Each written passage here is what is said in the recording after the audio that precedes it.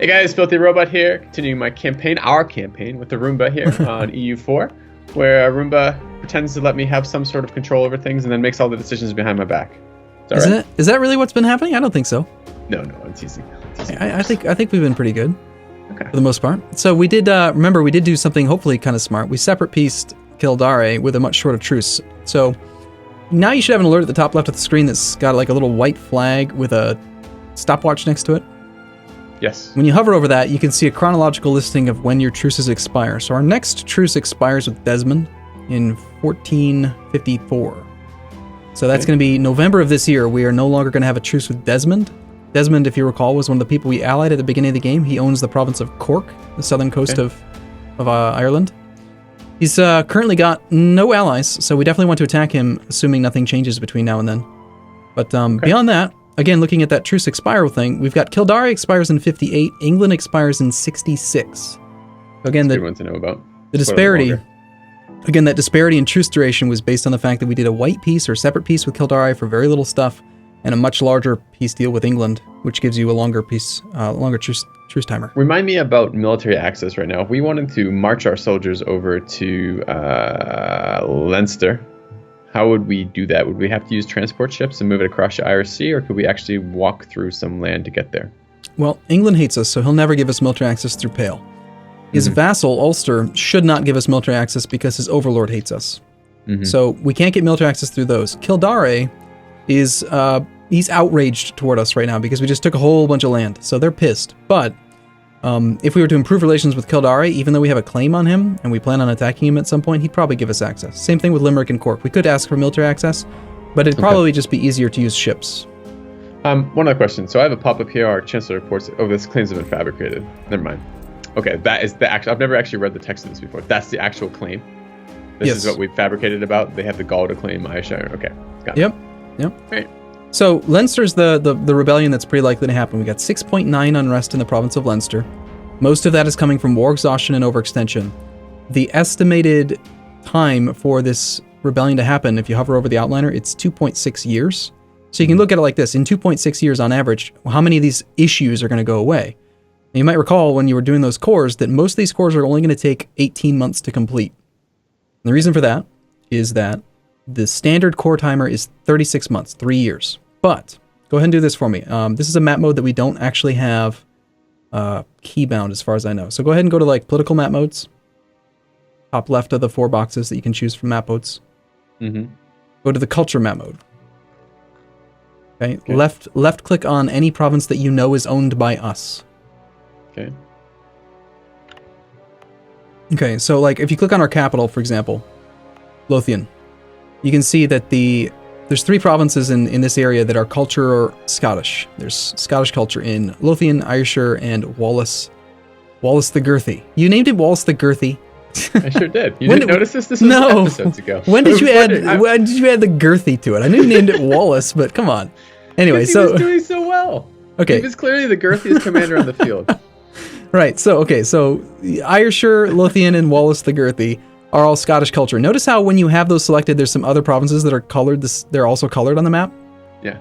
Anything that's colored right now is going to be in the same culture group as the culture you're looking at. So Scottish. Not the same fucking color then. Because they're separate cultures. There's the English culture, the Scottish culture, and the Welsh culture. They're separate cultures, but they're in the same culture group, right? They're similar. So when you click on Highlander, you'll notice that Irish and Highlander are the same culture group. So the reason why we're getting shorter coring times on the English cores is because we accept Scottish, that's our primary culture, and English is in the same culture group as our accepted culture. Okay. So whenever that happens, core costs are cut in half. Core time is cut in half, not cost. So that's why it's only going to take 18 months. My whole point in just bringing this up is that the Leinster Rebellion is probably not going to happen for 2.6 years, and our cores will be done, hopefully, before that happens. So we might not have to deal with this rebellion at all. But we should also... When it cores, does it become our culture then, you're saying? No, when it cores, we're going to lose the unrest from being overextended. Ah, got it. Remember, a big part of the unrest in Leinster... I did have a thought here, though. We have a transport fleet. It's currently roaming off to go fucking... Which... Alright, whatever, transports. Doesn't seem like they're useful for privateering, but maybe. So, if we are potentially planning on killing one of these Kildare, or potentially, Cork, Desmond Cork, whatever, the province of Cork, Desmond's, people. Mhm. Maybe what if we station some troops in Leinster to help with the unrest, as well as to set up for the attacks? It's a good idea to be in position. The only issue with it is that Leinster is a single province. It's isolated from everything else that we have control through. If we park our army there and we have no military access through Cork, Kildare, or Pale, and the rebels fire and we somehow lose the fight, we have nowhere to retreat to, and our army will just instantly die. Okay, can we get a sense of how big the firing is going to be? Yeah, if you go to your Stability and Expansion tab, you can see that the Separatists are going to fire with a 10 stack. And actually, it's not... I'm on that tab. Where do I actually see that it fires? I'm mousing over it. Maybe I'm looking at the wrong one. Hold on. At the bottom, it'll say at the very top of the list, Leinster Separatists, Independence for Leinster, 80% progress, 10k. Yes, 10k. Okay, but we have a 15k stack, and I guess our morale is currently fairly low. What do rebels what is their morale stuff for rebels? Because you were telling me when new units are trained with other nations, their morale's not very high, right? Well, they're going to be at full morale. They're just going to fire right away. It's not a trained unit; it's a rebellion.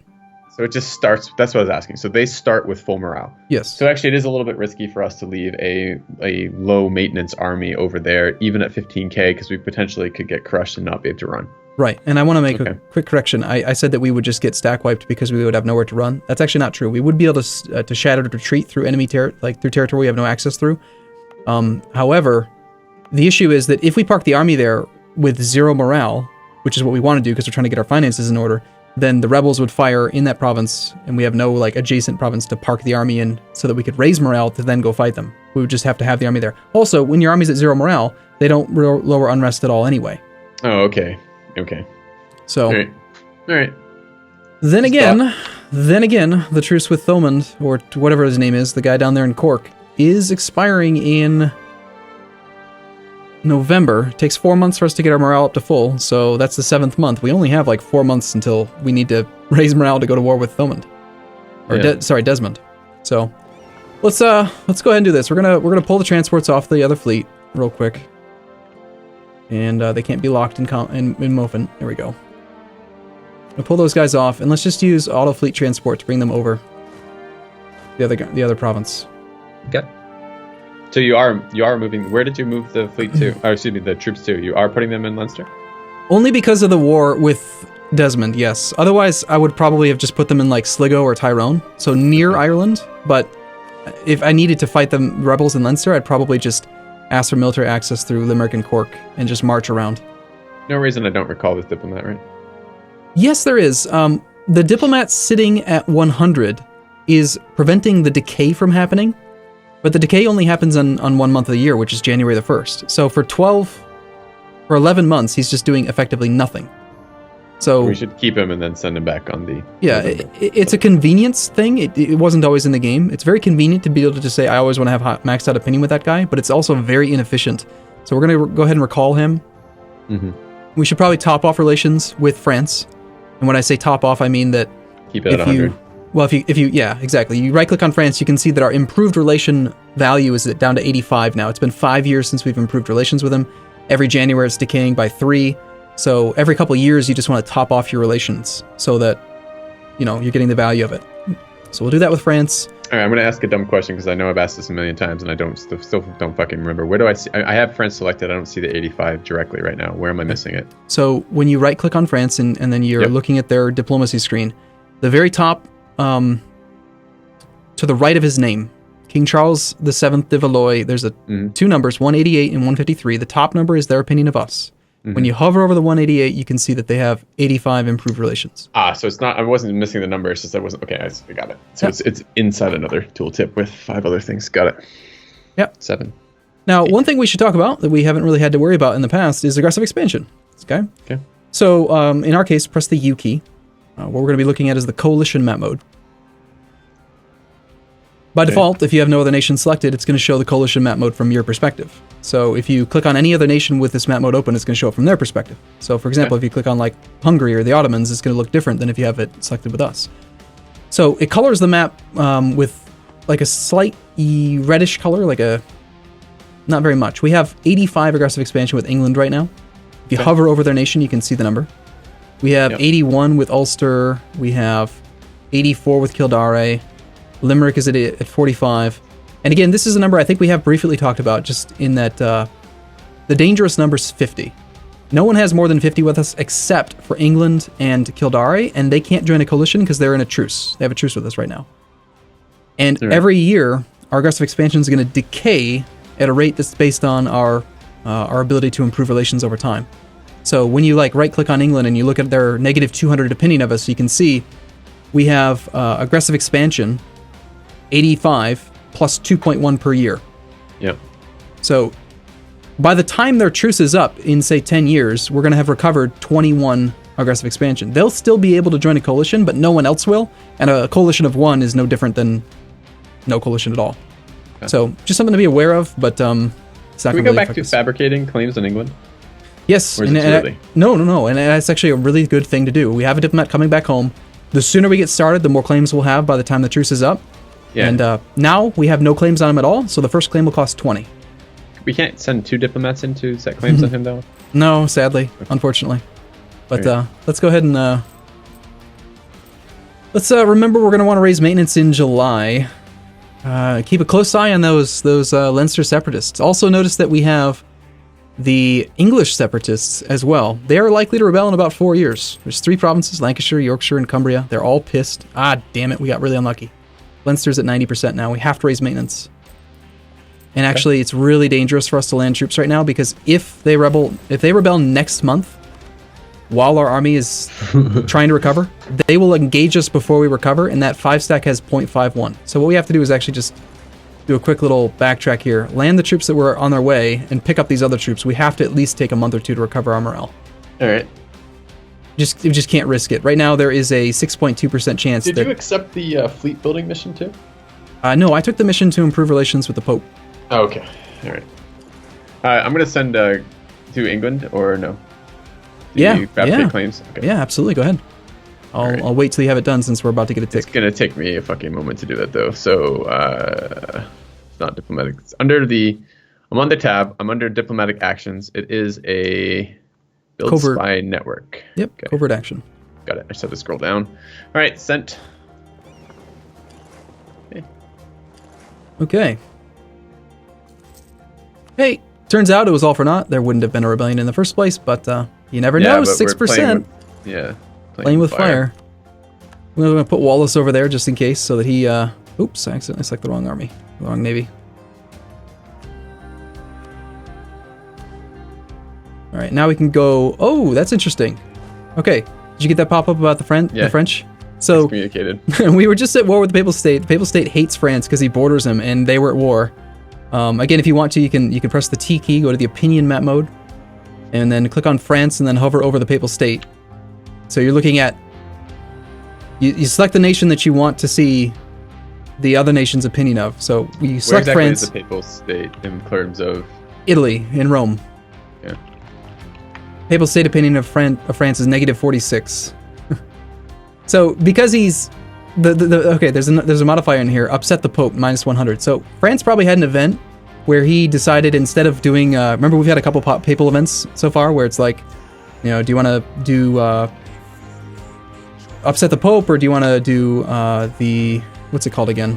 The Reform Desire? Remember those events? Yeah. So he took an event option to upset the Pope, and the Pope just decided to excommunicate him because of it.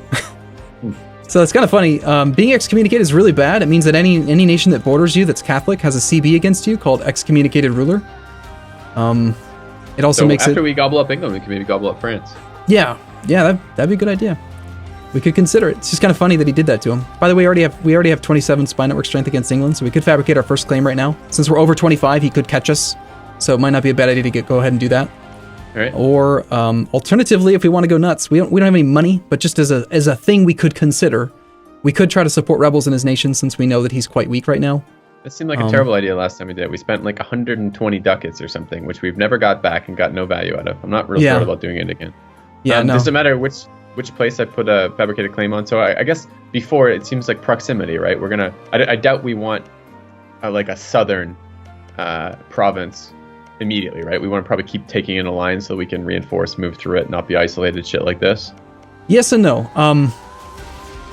claims do a couple things for you. Number one, it allows you to take that province in a peace deal with no diplo cost if you use Conquest Casus Belli. Mm-hmm. It also reduces the autonomy in the province when you conquer it from 50% down to 40%. It also lowers the cost to core the province once you've conquered it. So generally speaking, you want to fabricate claims on higher development provinces because you get more value out of it. It's the same cost. It's still going to cost 20, whether it's a 5 development province or a 20 development province. So you'd rather spend the 20 spy network strength on a 20 development province and get 4 times the value. Does that make sense? Yeah. As far as proximity, like having it touch us is good. But for example, we're actually able right now to fabricate on the capital because we border the capital through the sea tile of Dogger Bank. So we can fabricate a claim on London if we want to. And taking London from England is the best way to declaw him. If you take his capital, he loses the Thames estuary and that coastal center trade, which I'm seeing, by the way, by clicking on the province map mode. Clicking on the province itself, and there's 2 province modifiers that he's got that give him tons of local trade power in the trade node that he's in. All right, I'm also clicked on England. Show me tell me this thing you're looking at that shows you that whatever the hell you just started talking about. Left click on the actual province of London. Yep. And you see the province modifier. You can see he's got 22 development in London. Yep. In the bottom middle, there's these like light bluish, greenish little icons. There's 2 of them. Yeah. Okay, got it. Those are called province modifiers.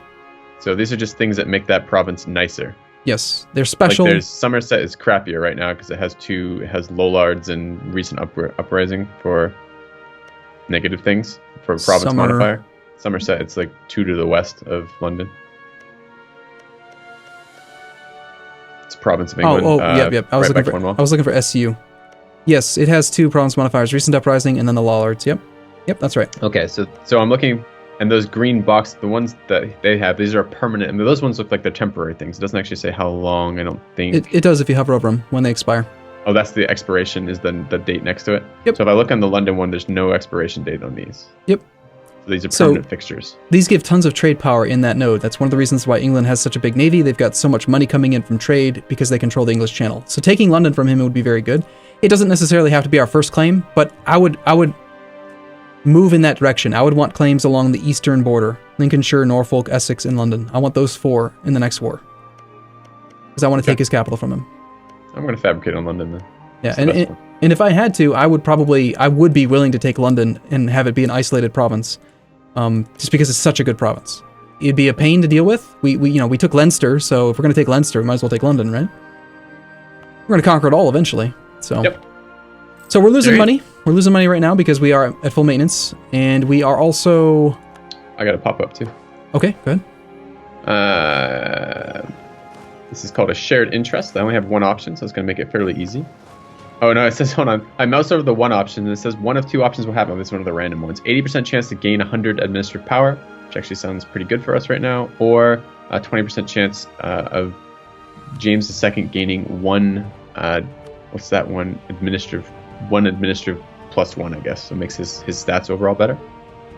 Yeah, that's a really good event. So that's related to the consort that we have, right?